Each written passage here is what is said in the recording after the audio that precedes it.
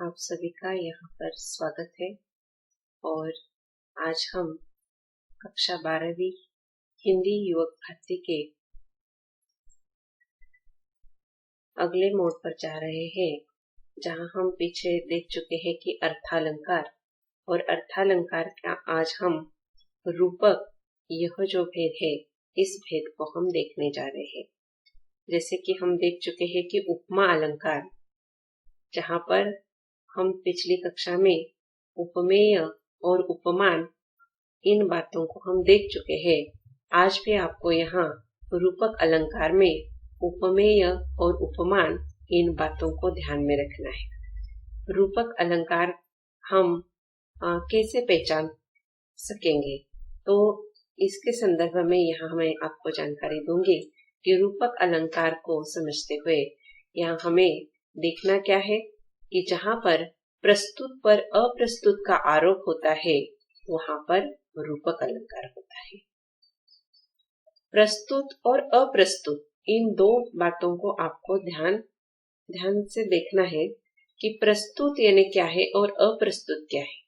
और एक बात मैं आपको समझाती हूँ, उपमेय पर उपमान का आरोप होता है, यानी प्रस्तुत और अप्रस्तुत जो है वही उपमेय और उपमान है।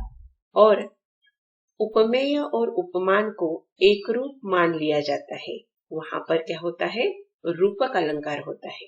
देखिए, प्रस्तुत यानी यहाँ पर जिसे हम यहाँ उपमा देने जा रहे हैं वो चीज है, और जिसकी हमें उपमा देनी है वो है अप्रस्तुत।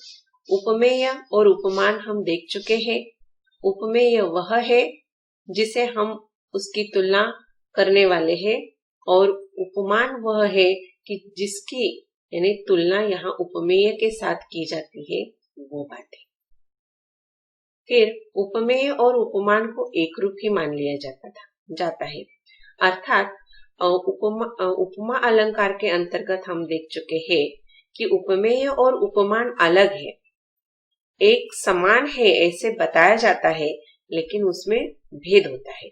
लेकिन यहाँ उपमेय और उपमान में कोई भेद नहीं है, दोनों एक समान ही है, अभेद रूप में है, ऐसे यहाँ मान लिया जाता है।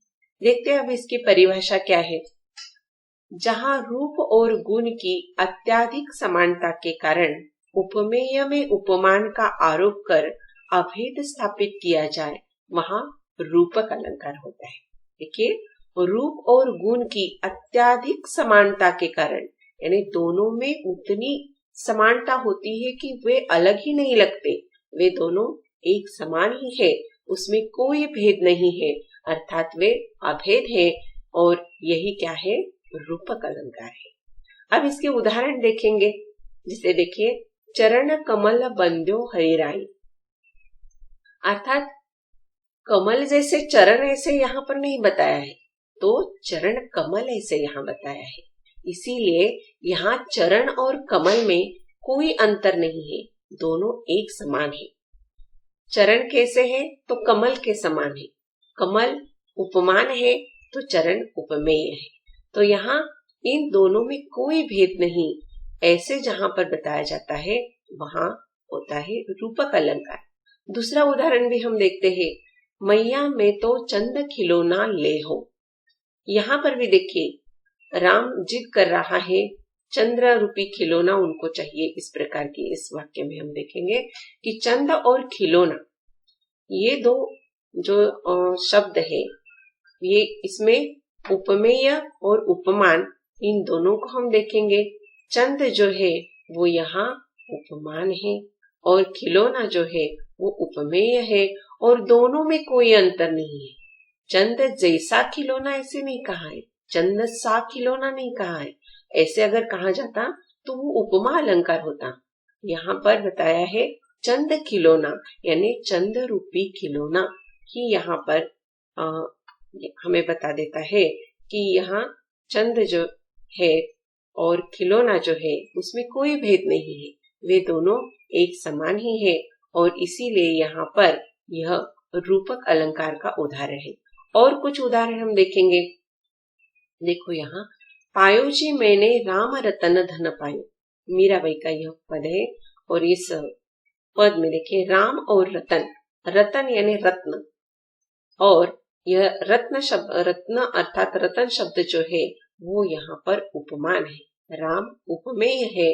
और देखिए राम सा रतन अर्थात रतन सा राम ऐसे यहाँ पर नहीं कहा है, राम और रतन दोनों समान है।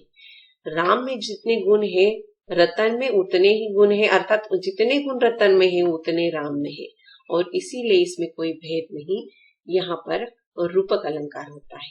पायो जी मैंने राम रतन धन पाई, राम और रतन में कोई अंतर नहीं। फिर अगला उदाहरण देखिए, चरण सरोज पखारण लगा। यहाँ पर भी जैसे पहले हमने देखा पहला उदाहरण, उसी प्रकार से चरण सरोज, चरण पैर, सरोज कमल या फूल, इसी प्रकार कमल का फूल, इस प्रकार से इसका अर्थ है। और दोनों में कोई अंतर नहीं, चरण सरोज यानी कमल रूपी चरण, रूपी शब्द यहाँ पर हमें ध्यान में रखना है। राम रूपी रतन, चरण रूपी सरोज आदि प्रकार से जहाँ पर वर्णन किया जाता है वहाँ रूपक अलंकार होता है। और कुछ किताब में दिए हुए उदाहरण यहाँ हम देखेंगे, जिसमें देखें, उधो मेरा हृदय तल था एक उद्यान न्यारा, शोभा देती अमित उसमें कल्पना क्यारी अभी, सिंधु सेज पर धरा वधु अब तनिक संकुचित बैठी सी। अब इसमें देखिए और एक बात मैं आपके ध्यान में लाती हूँ कि जितने भी हमने उदाहरण देखे हैं, इन उदाहरणों में हमें योजक चिन्ह मिला है ना? इस प्रकार का यह योजक चिन्ह जो पिछले उदाहरणों में भी हमने देखा है, तो इस बात को भी आपको ध्यान में रखना है। और फिर और एक बात हम इसमें देखेंगे कि जो कि उपमा में थी लेकिन यहाँ पर नहीं है, यानी उपमा अलंकार में वो बात थी लेकिन यहाँ रूपक अलंकार में वो बात है नहीं। वो कौन सी है? देखिए, रूपक अलंकार में साधारण धर्म और वाचक धर्म नहीं होते हैं, केवल उपमेय और उपमान, इन दोनों बातों को ही यहाँ महत्व है। उपमेय और उपमान के मध्य प्राय योजक चिन्ह का प्रयोग किया जाता है। मैंने आपको बताया कि दोनों शब्दों के बीच में छोटा सा डैश होता है, वही योजक चिन्ह है। और जहां पर योजक चिन्ह वाक्यों में आता है, पदों में आता है, वहां पर यहाँ रूपक अलंकार होता है, ऐसे लगभग प्राय आप मान ही लीजिए। फिर रूपक अलंकार के संदर्भ में और एक बात हम देखेंगे जो हम देख चुके हैं, एक वस्तु के साथ दूसरी वस्तु को इस प्रकार रखना कि दोनों अभिन्न मालूम हो, दोनों में अंतर दिखाई न पड़े, अर्थात दोनों एक समान ही है, एक ही है, ऐसा जहां पर हमें लगता है वहां रूपक अलंकार होता है। फिर यहाँ पर रूपक अलंकार को हम देख चुके हैं, इसके साथ ही रूपक अलंकार यहाँ संपन्न होता है। धन्यवाद, पढ़ते रहो, खुश रहो।